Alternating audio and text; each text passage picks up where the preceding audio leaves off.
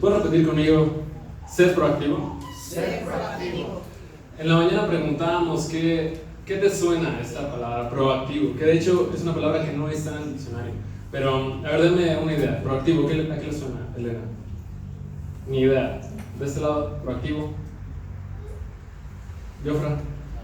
Bueno, lo que me dijeron temprano es que proactivo suena como productivo, activo, súper productivo, extremadamente productivo, iniciativa, prepararse para hacer algo. Y creo que es mucho más que eso. Proactividad viene de la raíz prode, que quiere decir provecho, a favor, que proporciona favor a nosotros, que nos pone en una circunstancia ventajosa, que nos mueve hacia adelante, que produce progreso. Es la actividad que produce progreso. Y de hecho, mira, puedes leer conmigo, es la actitud de ser responsable del progreso de nuestra propia vida. Una persona proactiva tiene una actitud responsable de sus decisiones. Es lo opuesto a reactivo. Una persona reactiva es la que reacciona solamente. No está preparado, solamente llegan las circunstancias y reacciona. Si el entorno está cool, responde favorablemente, se siente bien. Si tratan mal a una persona reactiva, responde mal. Es el peor día de su vida. Esa es una persona reactiva que no está gobernada por valores, sino está gobernada por sentimientos, por circunstancias. Una persona proactiva, en cambio, es aquella que es responsable de crear el rumbo, es responsable de tomar una actitud positiva, una actitud que pueda dirigir nuestras acciones. Eso es lo que creo que Dios espera de nosotros, de cada uno de nosotros. Sin embargo, para tener ese tipo de forma de vida, esa forma de pensar, creo que requiere un cambio de perspectiva de quiénes somos. En este tema tan particular quiero enfocarme en ti. Normalmente hablamos mucho de quién es Dios, pero hoy quiero hablar acerca de ti. Creo que esa es la dimensión en la que Dios se mueve, 3 dimensiones. ¿Quién es Él? ¿Quién eres tú? ¿Y cómo te relacionas tú con tu prójimo? Vamos a hablar de nosotros. ¿Cómo podríamos relacionarnos correctamente con nuestro prójimo, con nuestra esposa, con nuestros amigos, si no entendemos ni siquiera nuestros pensamientos, nuestra forma de vivir? ¿Cuántos han tenido problemas con sus pensamientos? Que se han descubierto a sí mismos pensando tonterías. Eso creo que es lo común. ¿Cómo podríamos entender los pensamientos de otros, entender la perspectiva de los demás, si no entendemos la nuestra? Por eso creo que necesitamos la ayuda de Dios para descubrir un nuevo concepto de nosotros mismos. ¿Te parece si oramos antes de comenzar? Sí. Le pedimos a Dios que nos ayude. Padre, queremos poner este tiempo en tus manos. Te pedimos, Dios, que confrontes nuestro concepto de nosotros mismos. Confróntanos si hemos sido irresponsables con nuestra vida, si no hemos tomado la actitud correcta ante las circunstancias, si nos hemos dejado llevar por acusar a otros o culpar a otros de nuestro destino. Dios, haznos hoy humildes, capaces de responder ante toda circunstancia. Te lo pedimos, Dios, en el nombre de Jesús. Amén. Fíjate, dice ahí actitud de ser responsable. Responsabilidad, ¿habías notado que está dividido en 2 partes también? Response, ¿a qué te suena? Respuesta. Habilidad, pues habilidad. Responsabilidad es la habilidad de responder. Una persona responsable es la que dice: yo soy capaz de responder. El que evade esa capacidad se vuelve un irresponsable. Proactividad tiene que ver con ser responsable. No culpar al entorno, sino determinar nosotros al entorno. Hace unas semanas estuvimos en un evento que se llamó De Hombre a Hombre, ¿te acuerdas, Adán? Y ahí tuvimos el privilegio de escuchar a Nick Vujicic, más conocido como Nick. ¿Lo has visto alguna vez? A lo mejor en internet. Ese hombre es increíble. Él se describe a sí mismo como haber nacido sin brazos, sin piernas, pero sin límites. Es una inspiración. Él estaba viendo videos de él donde se avienta de un trampolín a una alberca, nada, como si nada. Toca el piano, juega golf, ¿te imaginas? A Nick jugando golf, y es bueno. Toca el piano, ocupa una Mac. ¿Alguien ha ocupado una Mac? Son totalmente diferentes. tiene 2 hijos, ha escrito 4 libros, da conferencias delante de miles de personas. Y creo que difícilmente alguno de nosotros tendría palomita en 2 o 3 cosas de las que él ha hecho. ¿Cuántos tienen 3 de esas cosas? Está cañón lo que él hace. Y él habla acerca de la discapacidad. Dice, yo no me considero una persona discapacitada, porque creo que la discapacidad es aquella que te limita para hacer algo. Es tener algo que te impide hacer algo. Pero cuando pienso en mi vida, dice Nick, es muy difícil encontrar cosas que no puedo hacer. Está genial. Él no es una persona que haya sido determinada por su entorno, incluso por las circunstancias. Él es una persona que ha determinado su destino.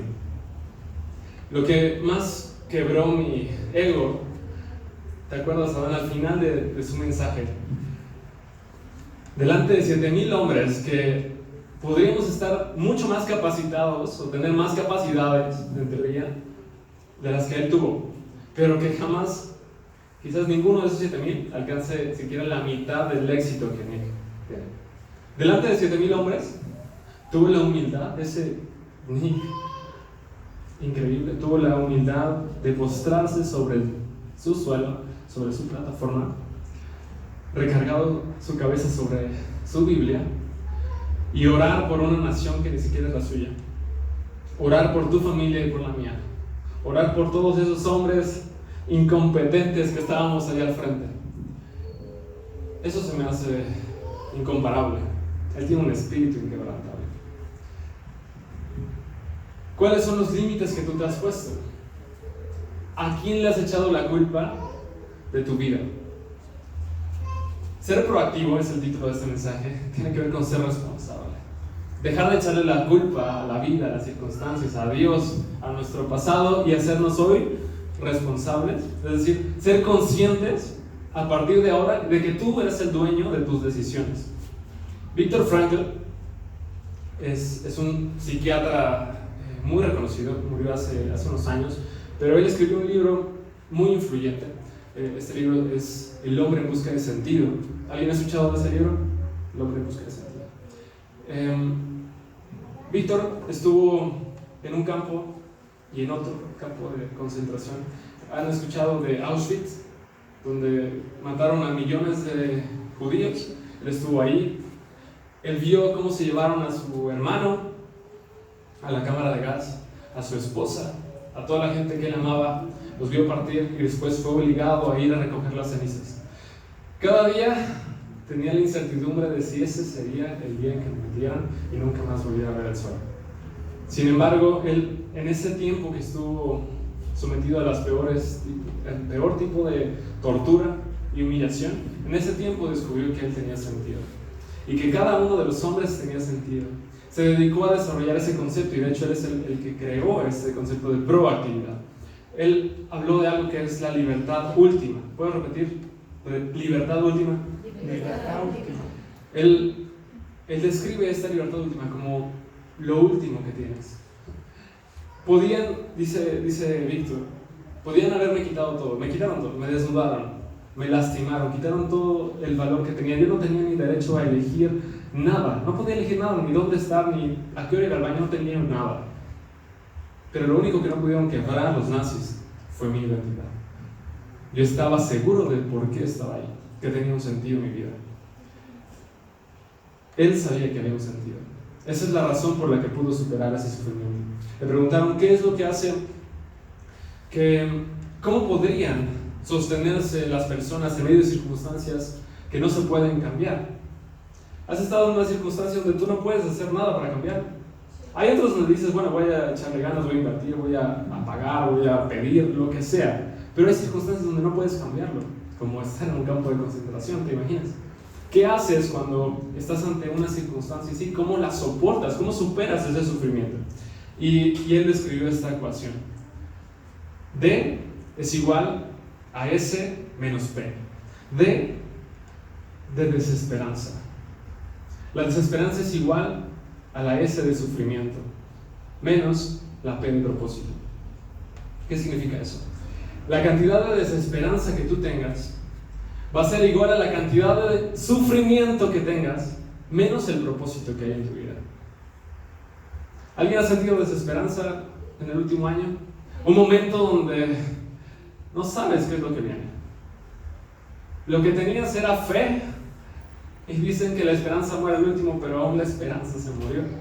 Por un matrimonio, por un hijo, por un trabajo, por un negocio que se fue. Tú le pediste a Dios, pero Dios dijo no, y se acabó la esperanza. ¿Cómo superar eso? Él dice, la cantidad de desesperanza que tú tendrás en tu vida, que tendrás en tu corazón, será igual a la resta de ese sufrimiento que estás experimentando, el dolor que estás experimentando, restado por el propósito que hay en tu vida. Puede ser una desesperanza muy grande si tu sufrimiento es muy grande, pero tu propósito es muy pequeño. Pero jamás será una desesperanza grande, aunque tu sufrimiento sea grande. Escúchame bien, aunque tu sufrimiento sea grande, si tu propósito es igual de grande o mayor, no habrá desesperanza. ¿A cuántos les está hablando Dios esta mañana? Sí. ¿Cómo poder superar una circunstancia donde tú no puedes afectarla? Con propósito. El hombre en busca de sentido. Este libro describe cómo todos nosotros tenemos un propósito en esta vida. Un propósito que puede dirigirnos. Sin embargo, creo que todos en algún momento, en lugar de percibirnos como alguien, nos hemos percibido más bien como algo, como un objeto que es determinado por las circunstancias. Como si no tuvieras tu autoridad en la vida. Como si fueras un espectador. Como si todos eligieran por ti y tú solamente vieras la vida pasar. Como si te hubieras subido a una lancha que está sobre un cauce y llegaste a un punto en la vida que tú no querías llegar. Estás estudiando algo que no querías, estás viviendo con alguien que no querías. Estás en un punto que tú no planeaste llegar. Por haber elegido, en lugar de ser proactivo, haber elegido ser reactivo. Lo opuesto a proactivo. Reactivo, una persona que reacciona, que no tuvo planes, sino que dejó que su vida reaccionara solamente ante los impulsos. Como esa reacción es una cualidad que compartimos con los animales. ¿Sabes? Los animales reaccionan por instinto, no reaccionan por convicciones. Pero una persona proactiva es definida no por sentimientos, no por emociones, es una persona que es dirigida por valores. ¿Cuál es el valor que dirige tu vida? Cuando los sentimientos quieren gobernarte, cuando las emociones quieren subir al límite y dirigir tus acciones, ¿cuál es el valor al que se subordinan todos? Las personas proactivas subordinan sus sentimientos a valores. Creo que el valor más alto en las Escrituras es el amor. Si tú eres capaz de someter tus sentimientos, someter tus emociones a un valor más alto, que es el amor a ti mismo, el amor a Dios, el amor al prójimo, puedes entonces vivir con propósito. Víctor es uno de los ejemplos más increíbles acerca de esto, pero creo que podemos hablar también de Job. ¿Has leído Job? Job 1, Job 2, está la historia principal. Él tenía 7 hijos, 3 hijas, murieron en un solo día, así como también fueron asesinados sus empleados, los pastores de sus ovejas, sus sirvientas, todos en el mismo día. Le robaron sus ovejas, le robaron sus camellos, perdió prácticamente todo, menos su suegra. Perdió todo. Y su actitud al final del día, verso 20, dice: entonces Job se levantó y rasgó su manto, y rasuró su cabeza y se postró en tierra y, ayúdame, adoró. Y dijo: desnudo salí del vientre de mi madre y desnudo volveré allá. Jehová dio y Jehová quitó, sea el nombre de Jehová bendito. Job era un hombre que no lo determinaban las circunstancias. Él no era una persona reactiva, definida por su entorno, definida de afuera hacia adentro. A veces queremos enfrentar la vida así, como si esto cambia, si el gobierno cambia, si mi esposa cambia, si mis hijos cambian, entonces yo tendré felicidad. En lugar de definir primero el verbo ser, de adentro hacia afuera, no cuando tenga afuera, sino cuando yo sea. Y ser, eso es ser proactivo. Definir primero adentro y que eso fluya hacia afuera, que eso cambie. Cuando tú cambias tu corazón, cambia tu entorno. Job, al final de la historia, capítulo 42, él fue duplicado en todo. Verso 10, cuando Job oró por sus amigos, el Señor le restauró su bienestar. Es más, el Señor le dio el doble de lo que tenía antes. Todo lo que había perdido fue multiplicado por 2. ¿Por qué? Porque tuvo una actitud proactiva. No definía su condición, su actitud, lo que tenía o no tenía. No era definido ni determinado por el entorno, sino había algo más grande en él, un propósito que lo dirigía, un valor más alto. Entonces todos sus hermanos, sus hermanas vinieron, festejaron, cada uno de ellos le regaló dinero y un anillo, seguimos. Así que el Señor bendijo a Job en segunda mitad de su vida, aún más que al principio, pues ahora tenía 14,000 ovejas, 6,000 camellos, 1,000 yuntas de bueyes y 1,000 burras. Además dio a Job otros 7 hijos y 3 hijas. Dios restauró todo, porque lo que tú determines, determina tu entorno. Pero ¿cuántas veces, déjame mirarte a los ojos, cuántas veces tu entorno ha determinado tu actitud? Ha determinado tu respuesta, tu reacción. Eso es ser una persona atractiva. Pero lo que Dios quiere llamarte esta mañana, y espero que tú aceptes el reto, es que tú seas el tipo de hombre y mujer que está determinado desde adentro, que las circunstancias no cambian tu actitud, que tú determines decidir. Dice Viktor Frankl, él escribió este concepto de la libertad última, que lo último que tenemos es la capacidad de decidir. ¿Qué actitud vas a tener ante la vida?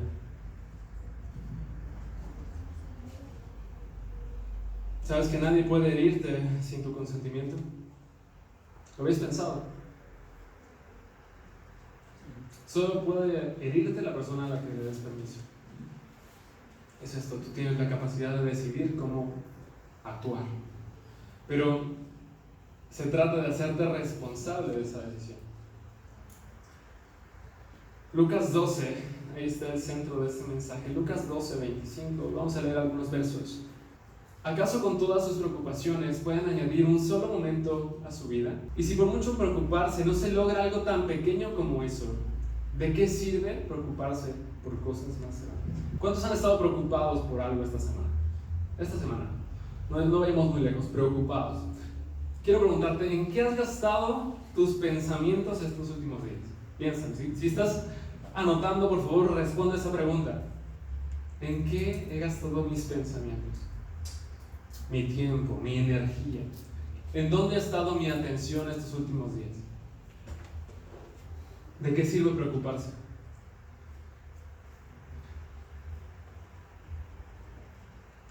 Hay algo que se llama círculo de preocupación.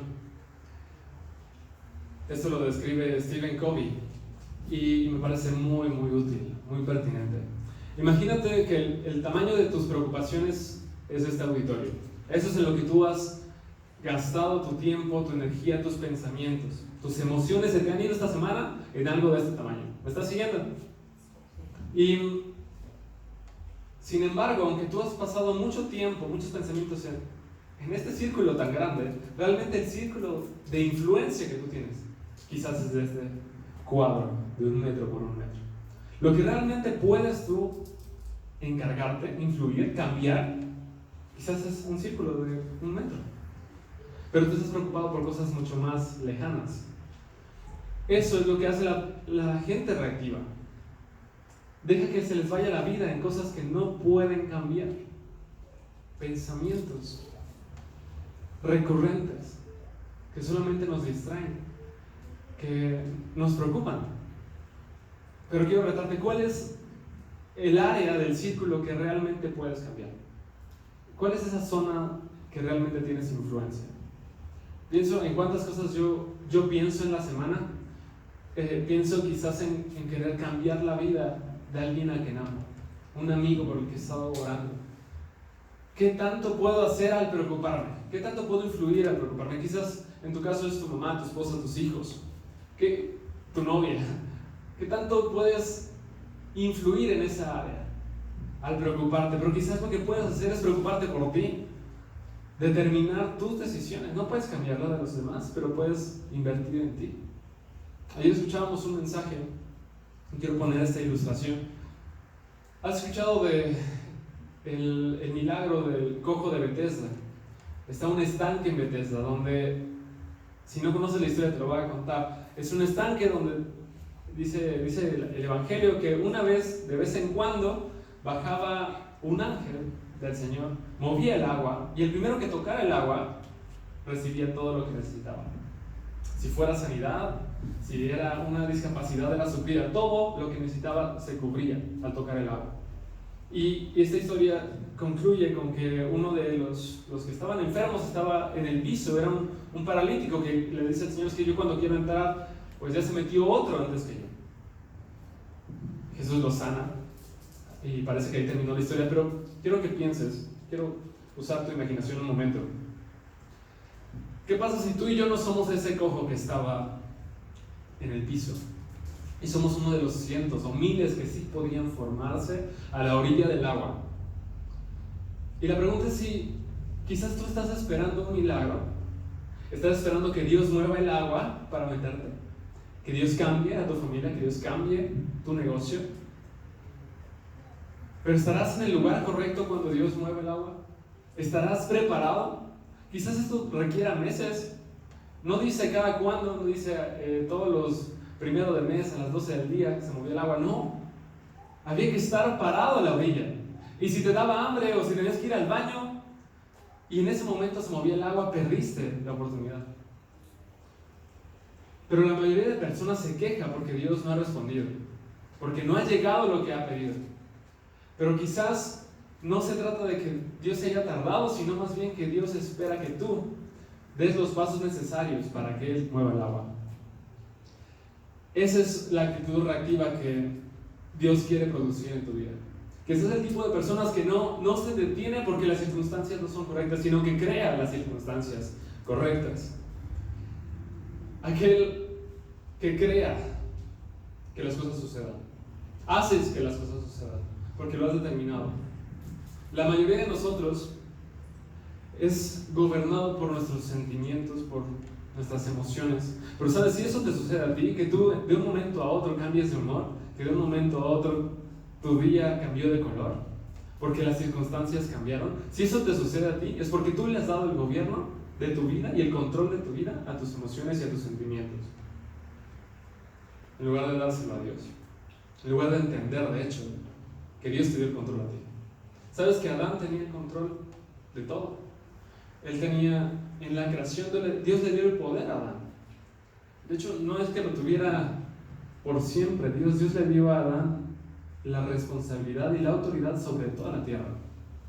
¿Pero qué hizo Adán con esa autoridad? La perdió. El Evangelio se resume en que Jesús vino a rescatar lo que el hombre había perdido. ¿Cuántos están de acuerdo con eso? Dios se hizo hombre para rescatar lo que tú habías perdido. Y de hecho, tú estabas perdido, ¿no? Por eso Jesús murió en una cruz, para rescatarte a ti. Y no solo darte nueva vida, sino regresarte la autoridad que tenías. La autoridad como para cumplir tu palabra. ¿A quién le cuesta cumplir su palabra? Y decir, mañana lo hago, hoy sí llego temprano. A todos nos cuesta. Pero ¿sabes qué? Jesús murió en una cruz para devolverte tu autoridad, para devolverte el gobierno de tu vida, el gobierno de tus emociones. ¿Sabes qué? El hombre espiritual gobierna sobre sus emociones. No es gobernado por sus sentimientos y sus emociones. Y creo que de esos hombres hay muchos emocionales, sentimentales, que son gobernados por el entorno. Pocos son los hombres dirigidos por un valor, por un propósito. Y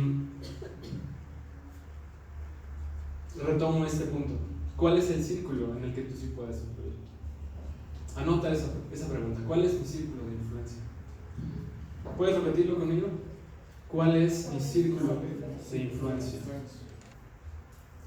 Yo quiero pararme en este mensaje en que tú puedes estar en estos dos escenarios. Uno en el que el sufrimiento que tienes está consumiéndote.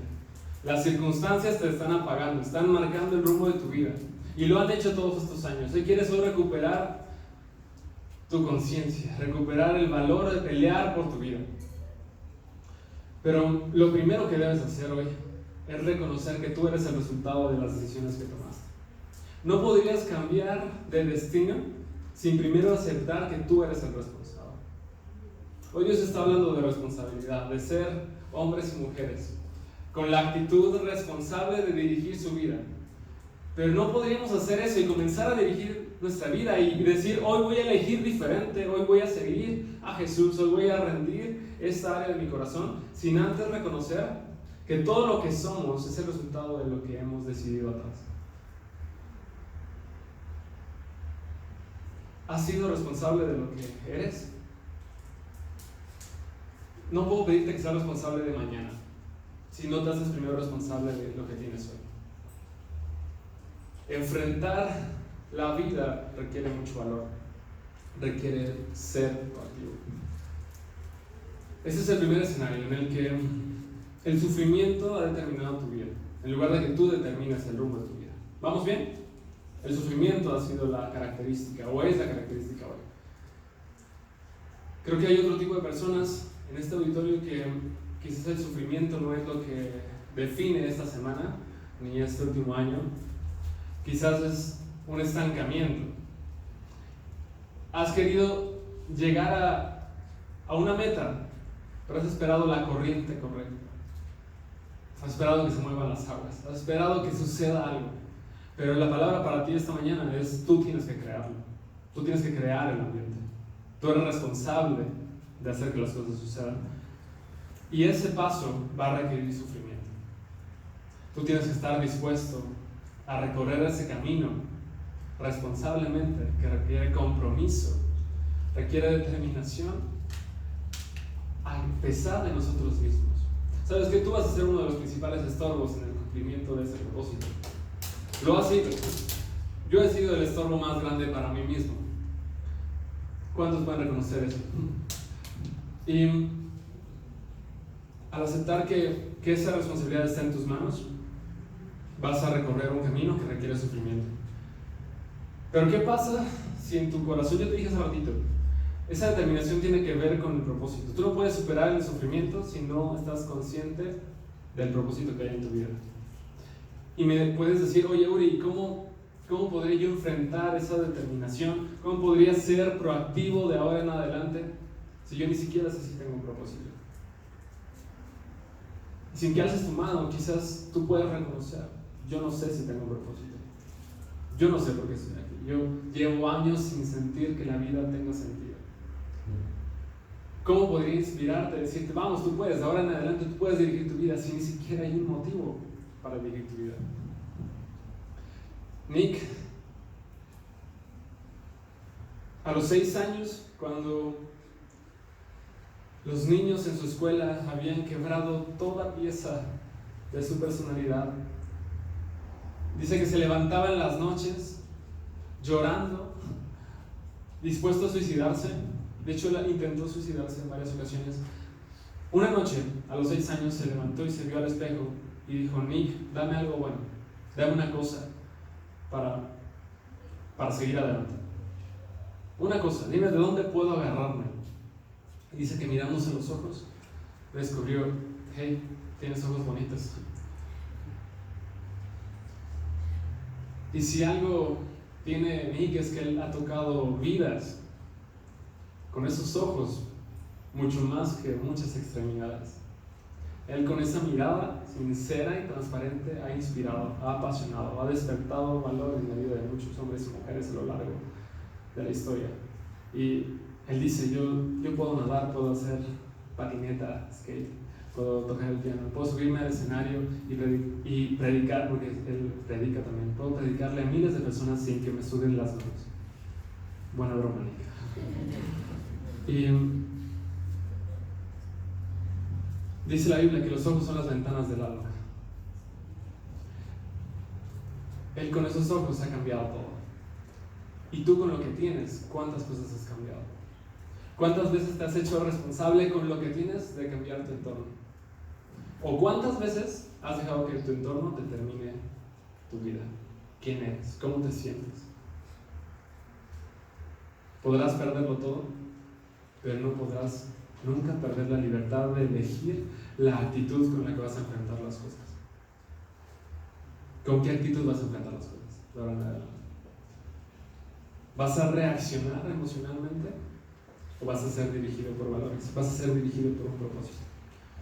Y retomo ese punto para terminar. Si tú no sabes cuál es tu propósito, quizás en estos 2 minutos que me quedan no pueda convencerte de que el propósito para tu vida es este y este y este. Quizás el propósito de tu vida lo descubrirás en muchos años.